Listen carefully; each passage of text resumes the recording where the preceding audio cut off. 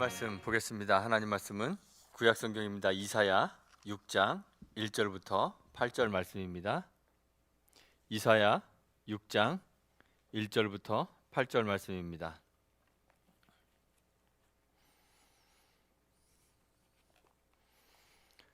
구약 성경 974페이지에 있습니다. 이사야 6장 1절부터 8절 말씀입니다. 우리 한 절씩 교독하겠습니다. 우시야 왕이 죽던 해 내가 본즉 주께서 높이 들린 보좌에 앉으셨는데 그의 옷자락은 성전에 가득하였고 스랍들이 모시고 섰는데 각기 6 날개가 있어 그 둘로는 자기의 얼굴을 가리었고 그 둘로는 자기의 발을 가리었고 그 둘로는 날며 서로 불러 이르되 거룩하다 거룩하다 거룩하다 만군의 여호와여 그의 영광이 온 땅에 충만하도다 하더라. 이같이 화답하는 자의 소리로 말미암아 문지방의 터가 요동하며 성전의 연기가 충만한지라. 그때 내가 말하되 화로다 나여 망하게 되었도다. 나는 입술이 부정한 사람이요 나는 입술이 부정한 백성 중에 거주하면서 만군의 여호와이신 왕을 배웠음이로다 하였더라. 그때 그 스랍 중에 하나가 부젓가락으로 제단에서 집은 바 핀 숯을 손에 가지고 내게로 날아와서 그것을 내 입술에 대며 이르되 보라 이것이 내 입에 닿았으니 내 악이 제하여졌고 내 죄가 사하여졌느니라 하더라. 또 주의 목소리를 들으니 주께서 이르시되 내가 누구를 보내며 누가 우리를 위하여 갈고 하시니 그때 내가 이르되 내가 여기 있나이다 나를 보내소서 하였더니. 아멘.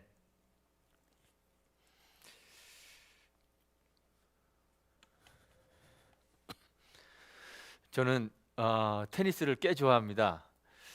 운동을 다 좋아하는데 그 중에서도 테니스를 아주 좋아하는 편입니다. 그래서 TV에 테니스가 이렇게 방송되면 잘 보는 편입니다. 요즘에는 테니스 잘 보여주지도 않고 또 집에 케이블 TV를 다 띄워버려서 이제는 볼 수 있는 찬스가 별로 없습니다. 그런데 이제 유튜브 같은 데서도 찾아서 남들 테니스 치는 거 이렇게 보기도 합니다. 좋아하는 사람들은 아마 이해할 거예요. 뭐 잘 치는 사람이 치든 못 치는 사람이 치든 그 테니스 보는 거 참 재밌습니다. 그런데 테니스 좋아하지 않는 사람들은 네트 사이에 두고 공 왔다 갔다 하는 거 그거 지루하게 왜 쳐다보나 하는 사람들이 있습니다.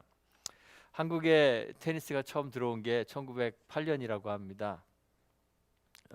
구한말에 이제 테니스가 처음 들어왔는데 실제로 있었던 일은 아닌 것 같고 누가 지어낸 얘기 같은데 그런 얘기가 있습니다. 구한말에 외교관들이나 또 선교사들이 테니스 열심히 치는 모습을 보면서 어떤 사람은 고종이 그랬다 그러기도 하고 어떤 사람은 관리들이 그랬다고 하기도 하고 귀빈들이 저렇게 힘든 일을 아래 것들 안 시키고 왜 직접 하는지 모르겠다 뭐 이런 얘기했다는 우스갯소리가 있습니다. 뭐 실제로 그러지는 않았겠죠.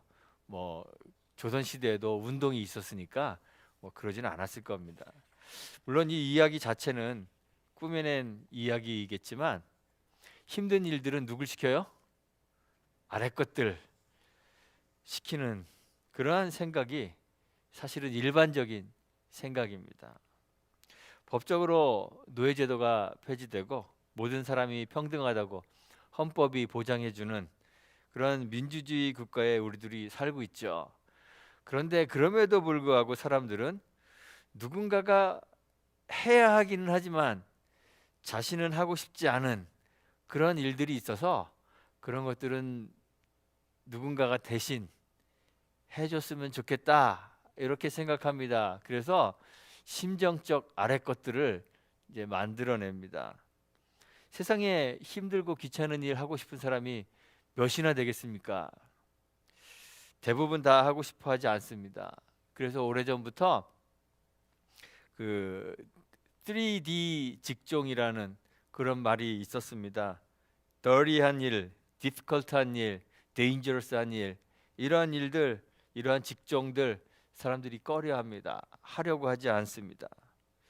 정말 하려고 하는 사람들이 이제는 너무 없어서 한국에 보니까 정말 절박한 사람들이나 아니면 요즘은 외국인 노동자들을 고용해서 힘들고 위험한 일 그런 것들을 다 맡기는 것 같습니다.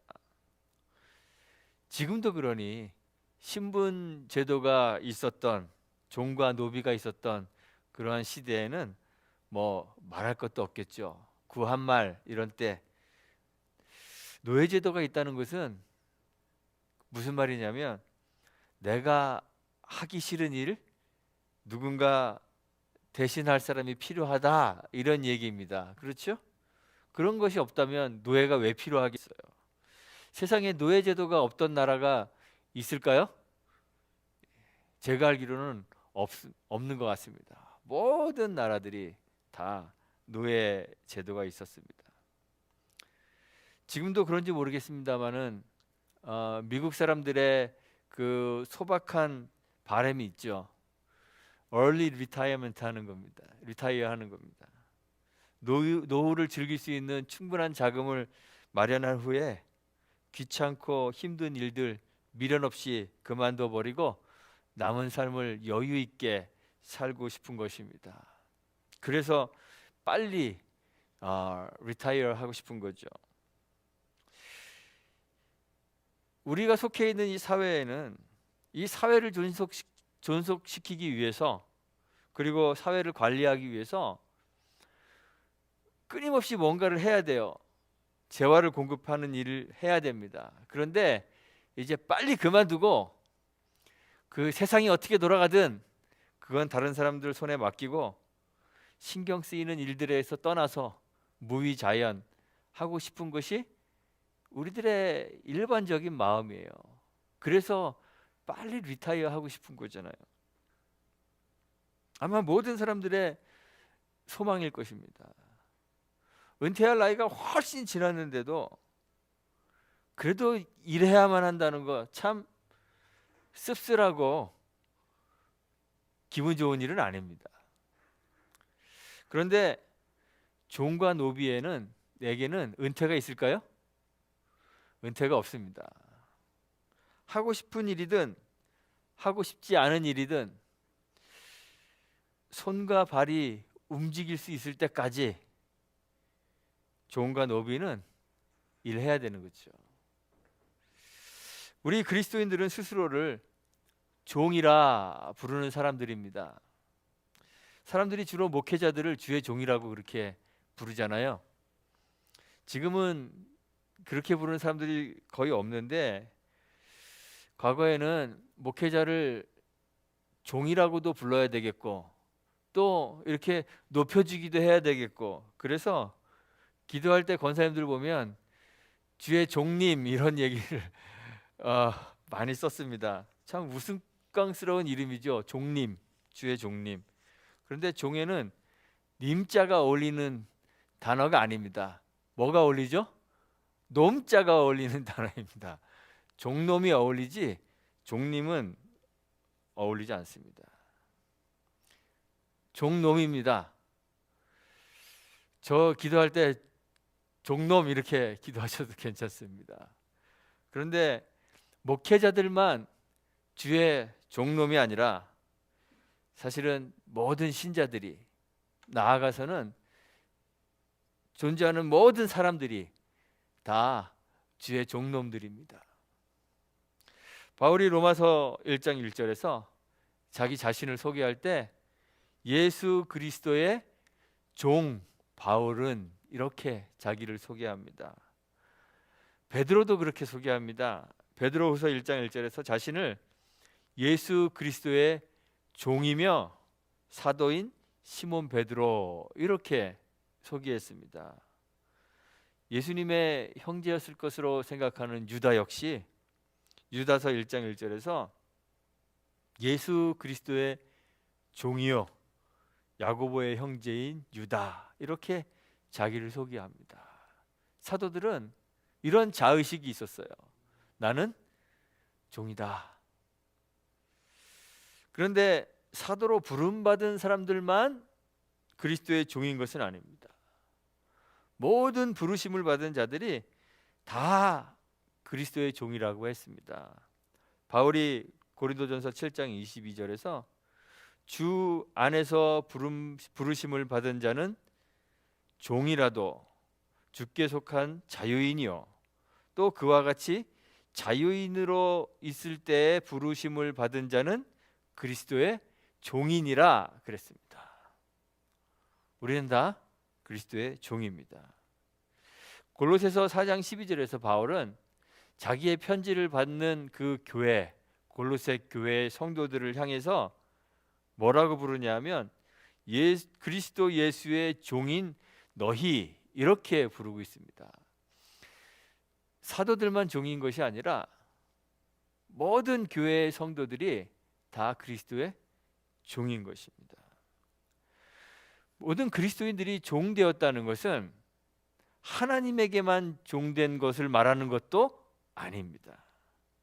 그리스도의 종이 되었을 뿐만 아니라 서로가 서로의 종이 된 것이기도 합니다.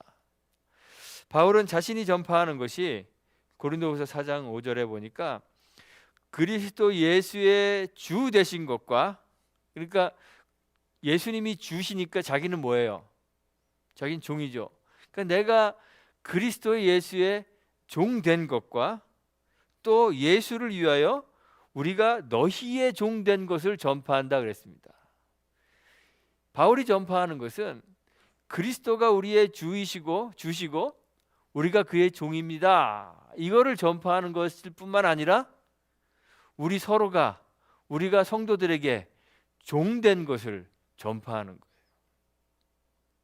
그리고 성도들을 향해서는 뭐라고 이야기했냐면 그리스도를 통해 얻은 자유를 가지고, 갈라디아서 5장 13절에 나오는데 그리스도를 통해 얻은 그 자유를 가지고 육체의 기회를 삼지 말고 오직 사랑으로 서로 종노릇하라 이렇게 권면했습니다. 우리는 하나님의 종이며 성도들의 종입니다. 이렇게 종으로서의 자의식을 갖는 것이 신앙의 가장 핵심적인 아주 중요한 일입니다. 왜냐하면 바울이 전파하는 것 그 자체가 그리스도가 우리의 주이시고 우리가 너희의 종된 것을 전파하는 것이기 때문에 그래요. 그것이 복음의 핵심입니다. 하나님이 우리의 주인이시고 또 우리 옆에 앉아있는 성도가 나의 주인이에요. 그리스도인의 삶이라는 것은 바로 이런 종으로서의 자의식에서부터 출발하는 것입니다. 여기에서부터 그리스도의 신앙의 삶이 출발하는 거예요. 신자가 된 후에 우리의 인격이 막 성숙해져서 그리스도의 말씀에 순종하기로 우리가 스스로 결정하는 것이 아닙니다. 그래 되면 얼마나 좋겠어요. 그런 것이 아닙니다. 우리의 존재 자체가 종이기 때문에 순종 외에는 다른 선택의 가능성이 없어서 순종하는 것입니다. 그게 우리의 신앙이에요. 우리가 종이므로 우리에게는 다른 선택의 여지가 없습니다. 하고 싶다고 뭐 무턱대고 할 수 있는 것도 아니고 하기 싫다고 거부할 수 있는 것도 아닙니다. 주님의 뜻에 따라 해야 할 것은 하고 하지 말아야 될 것은 하지 않는 것, 그것이 신앙의 삶입니다. 보통 귀찮고 힘든 것 누가 하죠? 주인이 하나요? 종이 하나요? 주인이 하지 않습니다. 종이 하기 때문에. 주인의 일이다 판단되면 핑계대지 않고 마땅히 해야 하는 것입니다. 그것이 신앙의 삶입니다. 선지자들이 그랬습니다. 하나님의 부르심을 받은 곳이라면 가기 싫은 곳이라도 하기 싫은 말이라도 해야 했습니다.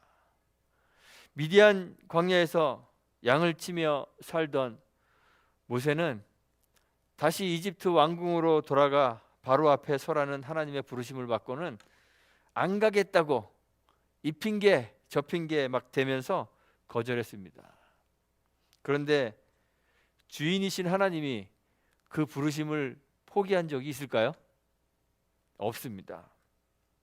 기어코 모세는 바로 앞에 가서 하나님이 계획하신 일을 해야 했습니다. 하고 싶지 않은 일을 하고 싶지 않았던 말을 해야만 했던 것이죠. 요나도 그랬습니다. 니느웨로 가라는 하나님의 부르심을 받았습니다. 그런데 가고 싶지 않았습니다. 이스라엘의 큰 위협이 되는 니느웨 백성들이 하나님의 용서를 받고 하나님의 불같은 진노에서 면제되는 걸 보고 싶지 않았습니다. 그래서 정말 가고 싶지 않았습니다. 그래서 다시스로 가는 배를 타고 배 밑창으로 내려가서 거기에 숨어서 잠을 잤습니다. 그런데 종이 주인이 시키는 일을 하지 않으면 어떻게 되죠? 매 맞을 뿐입니다. 바다에 던져져서 큰 물고기에게 삼킴을 당했습니다. 물고기 뱃속에서 밤낮 3일을 보내야 했습니다. 그리고는 주인의 뜻대로 기어코 니느웨로 가서 주인이신 하나님이 계획하신 일 해야 했습니다. 하고 싶지 않은 말을 전해야 했습니다. 주님의 종인 우리들에게 주의 일을 하는데 거절할 핑계가 있을까요? 없습니다. 주님의 일 앞에서는 제가 하겠습니다. 나서는 것이 당연한 것이고 그것이 현명한 일입니다. 이사야 선지자는 본래부터 하나님 말씀 대언하는 선지자였습니다. 그런데 우시야가 죽던 해에 이사야가 한 가지 환상을 보게 되었습니다.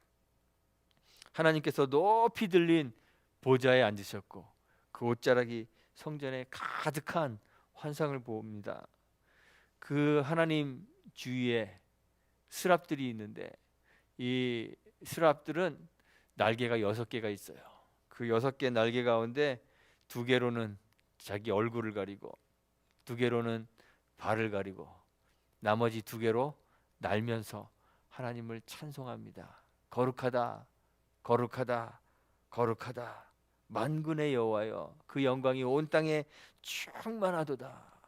이렇게 서로 화답하며 찬양합니다. 그 찬양 소리가 얼마나 웅장하고 큰지 문지방이 막 흔들립니다. 요동을 칩니다. 성전엔 연기가 충만합니다.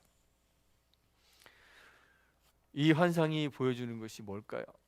하나님의 거룩하십니다. 하나님 지극히 거룩하십니다.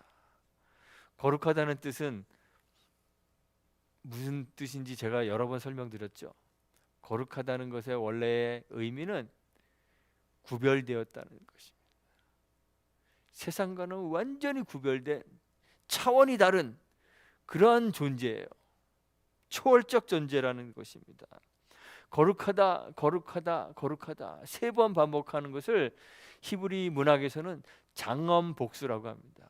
웅장하고 장엄한 것을 표현할 때, 거룩함을 표현할 때 3번 사용해요. 거룩, 거룩, 거룩. 하나님의 거룩성, 하나님의 초월성을 노래하는 거예요. 거룩하신 하나님 앞에, 그 초월적 존재 앞에 마주서 서 있을 사람이 없죠. 우리가 그 밝은 태양빛을 우리의 눈으로 직접 보면 우리의 눈이 시력을 잃는 것처럼 하나님 앞에 마주서면 죽습니다. 하나님의 주변에 있는 천사들이라 할지라도 하나님 앞에 하나님을 보고 마주 서 있을 수가 없어요. 그래서 날개로는 2날개로 얼굴을 가립니다. 자신의 얼굴을 가리고 둘로는 발을 가립니다. 더럽고 추악한 모습들을 다 가려요. 이사야 역시 하나님의 거룩함 앞에 서니까 자기의 그 비참함을, 비천함을 깨닫게 됩니다.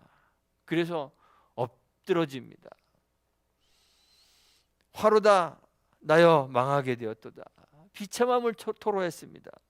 나는 입술이 부정한 사람입니다. 나는 입술이 부정한 백성 중에 거주합니다.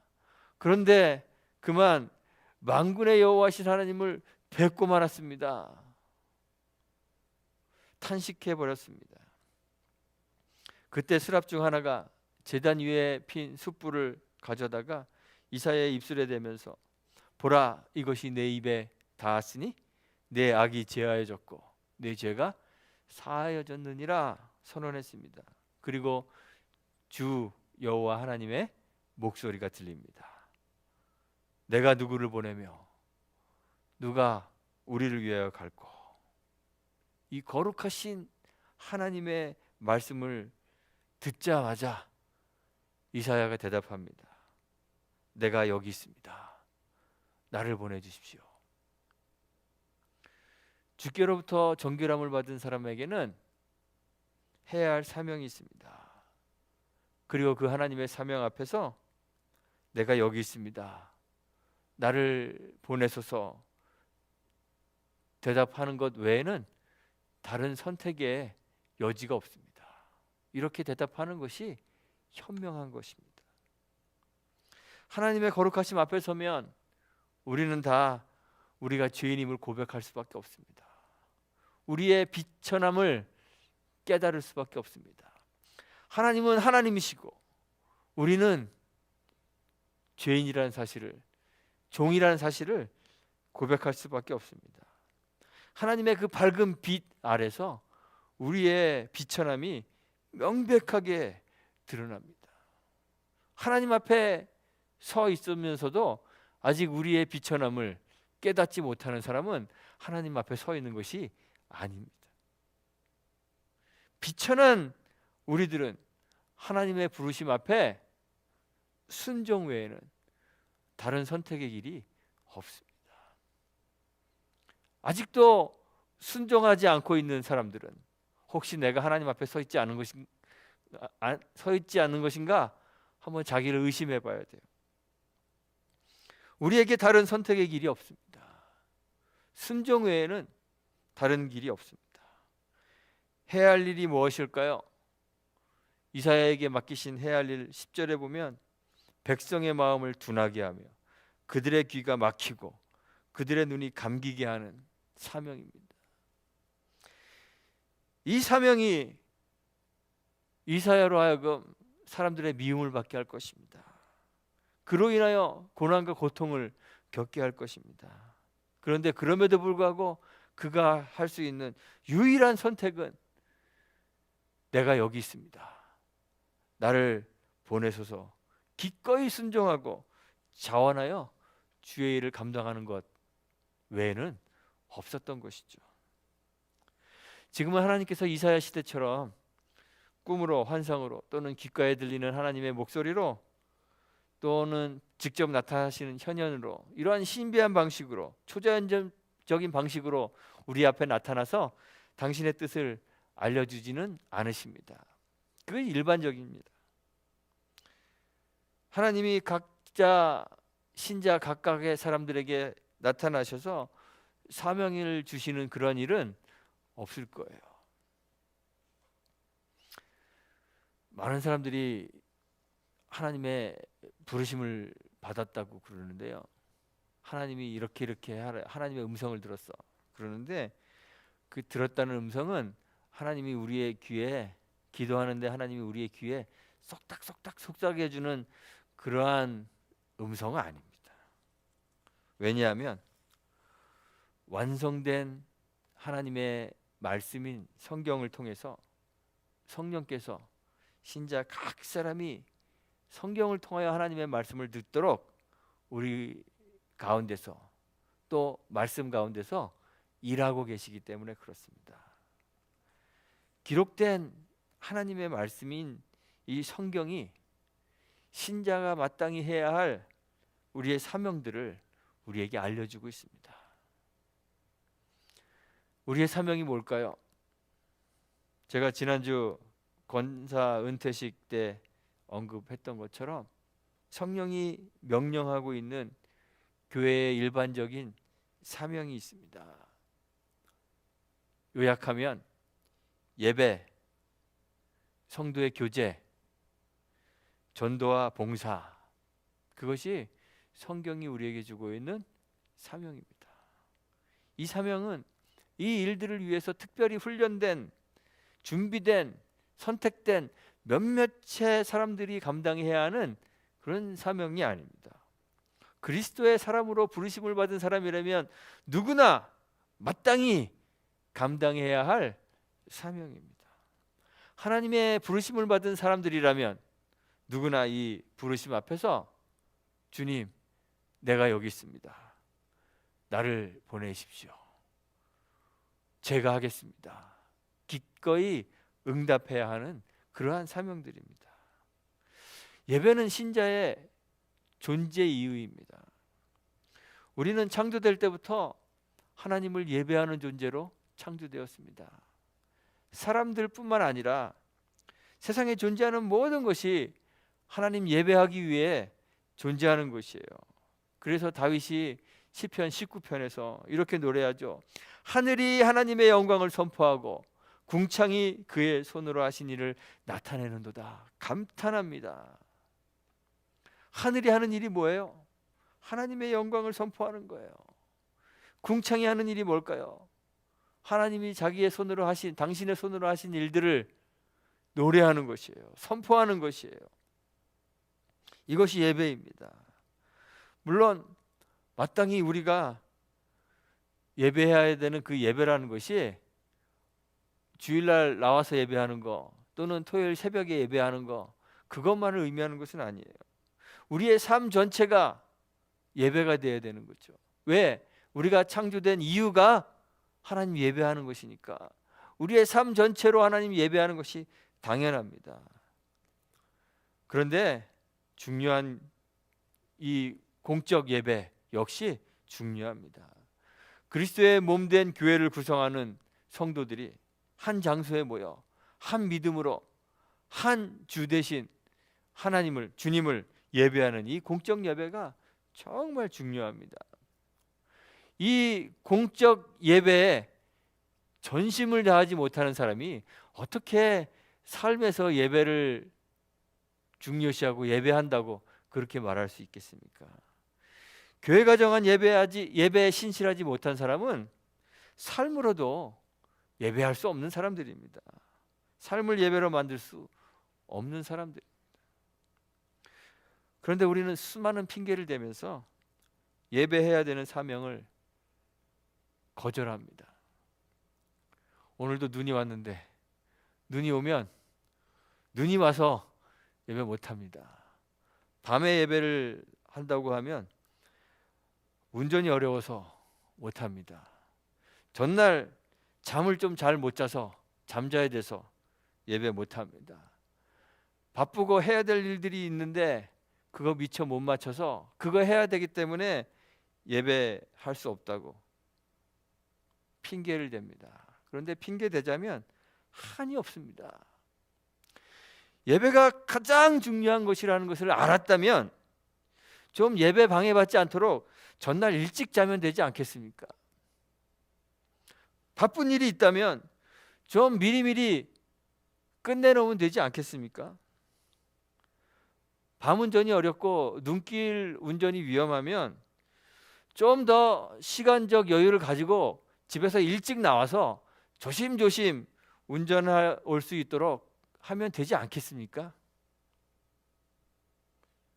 수만 가지의 예배할 수 없는 이유가 있더라도 단 한 가지 예배를 해야 될 이유가 있다면 예배는 해야 하는 것이에요.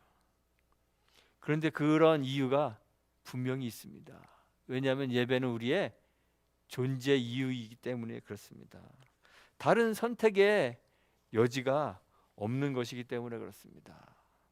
종인 우리는 예배하라는 주님의 명령에 예, 제가 하겠습니다 대답하며 기꺼이 예배해야 하는 것이에요.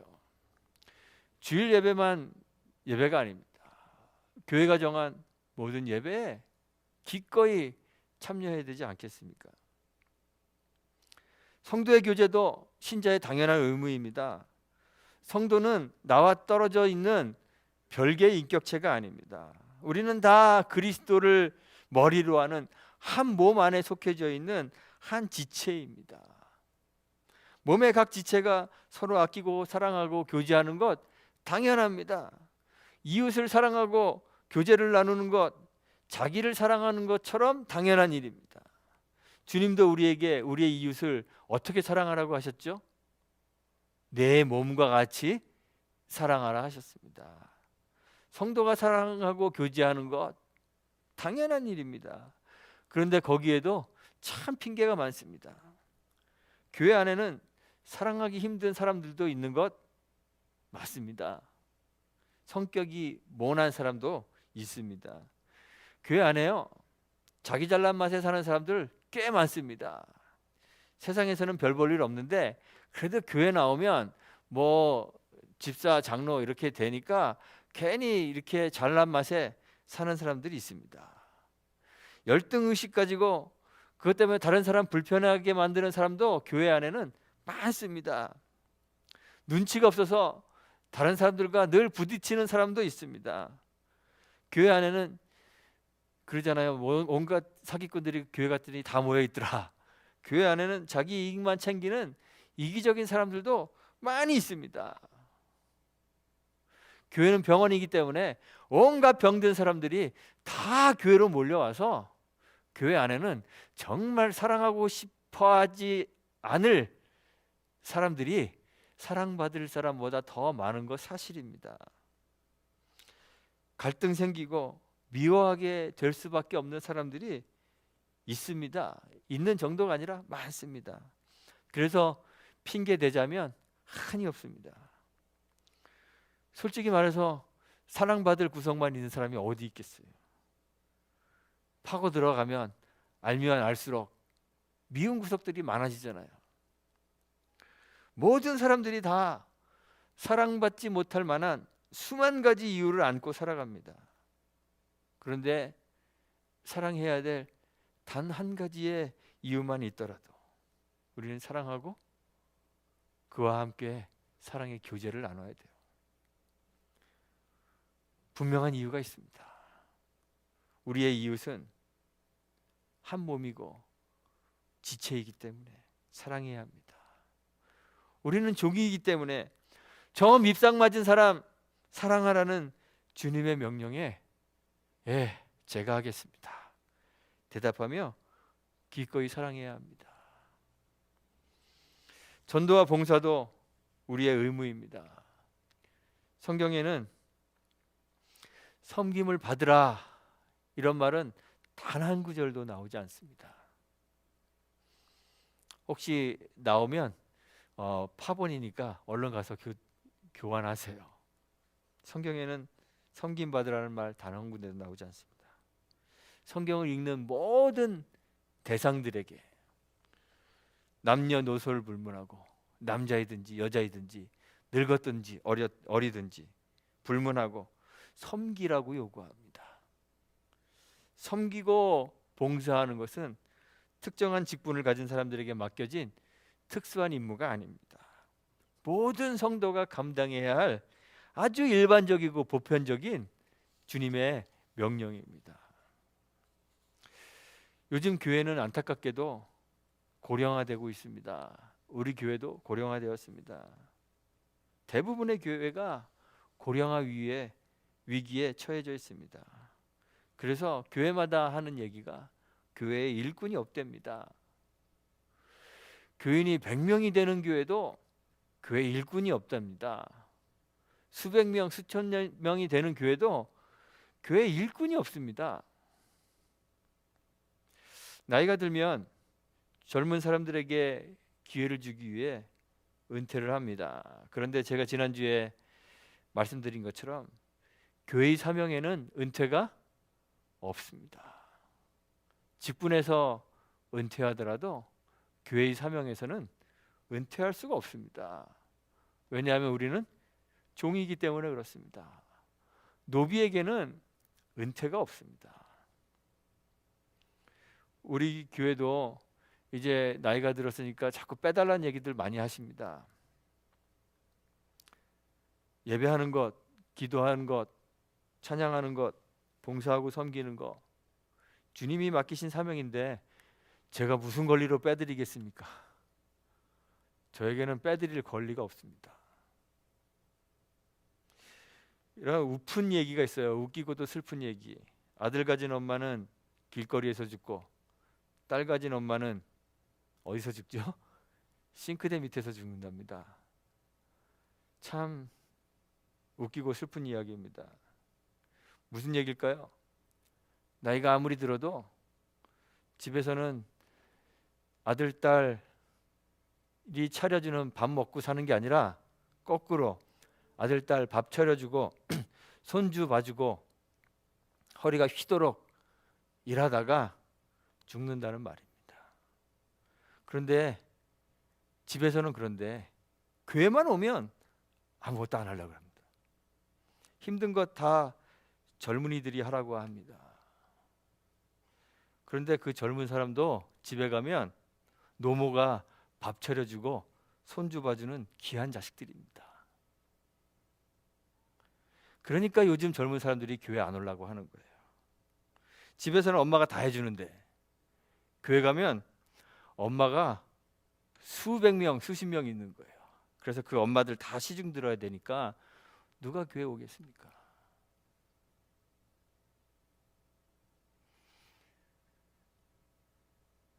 귀찮은 일 하는 거 다 싫어합니다. 저희 집사람을 제가 강김의 여사라고 부릅니다. 제가 밑에 아래층에 있다가 위층에 잠깐 올라갈 일이 있으면 강김에 뭐 하고 오라고 자꾸 시킵니다. 제가 어디 밖에 나가면 강김에 뭐 사갖고 오라고 자꾸 시킵니다. 근데 보통 때는 저희 와이프가 저를 잘 섬겨요. 아주 순종적인 그런 아내입니다. 그런데 가끔 간 김에 뭐 시키면 그게 별것도 아닌데 귀찮습니다. 하기 싫습니다. 그래서 제가 간 김에 좀 하지 말라고 그래요. 그런데 우리는 다 그렇게 시키잖아요. 간 김에 뭐 한 김에 이것 좀 해라, 저것 좀 해라. 그러니 누가 교회 오고 싶겠습니까? 전도와 봉사의 의무는 주님의 명령입니다. 다른 사람들에게 주어진 주님의 명령이 아니라 나에게 주어진 주님의 명령입니다. 우리는 주의 종이므로 섬김을 받는 사람이 아니므로 복음을 전하고 섬기라는 주님의 명령에 예, 제가 하겠습니다. 대답하고 수고를 아끼지 않는 순종을 해야 하는 것입니다. 다른 사람들이 하라고 우리의 책임을 미루는 것이 아니라 내가 예, 제가 하겠습니다. 이렇게 대답하며 순종하는 기꺼이 우리의 손과 발을 움직여 섬기는 그러한 종이 되어야 하는 것이죠. 오늘로 새로 2022년 시작합니다. 우리 교회가 하나님 앞에서 바른 자의식을 가졌으면 좋겠습니다. 하나님과의 그 관계 회복했으면 좋겠습니다. 종으로서의 자의식을 회복했으면 좋겠습니다. 그래서 주님이 우리를 부르신 목적에 순종하며 주의 그 부르심에 주의 일에 감당할 수 있는 저와 여러분들이 되시기를 간절히 소망합니다. 주님의 부르심 앞에서 교회의 사명 앞에서 주님 제가 하겠습니다. 이렇게 자원하여서 사명을 감당하는 그러한 온유한 교회 저와 여러분들이 되시기를 주님의 이름으로 축원하고 부탁드리겠습니다. 함께 기도합니다. 하나님 감사합니다. 죄악 속에 죽었던 우리들을 구원하셔서 우리를 정결케 하시고 주의 일 감당하는 주의 종으로 불러주시니 감사합니다. 주의 종으로 마땅히 감당해야 할 사명들이 우리 앞에 놓여져 있습니다. 이 핑계 저 핑계 대며 나태해지고 사명을 거부하는 어리석은 자들 되지 않도록 도와주시고 주님의 부르심에 내가 여기 있습니다. 나를 보내주옵소서. 제가 하겠습니다. 순종하며 주의 일을 감당하는 주의 일꾼들 되도록 인도하여 주옵소서. 그래서 우리 교회가 비록 작고 연약하지만 모든 사람들이 충성되이 일하는 일꾼으로 가득 찬 교회 될 수 있도록 복 주옵소서. 예수님의 이름으로 기도합니다. 아멘.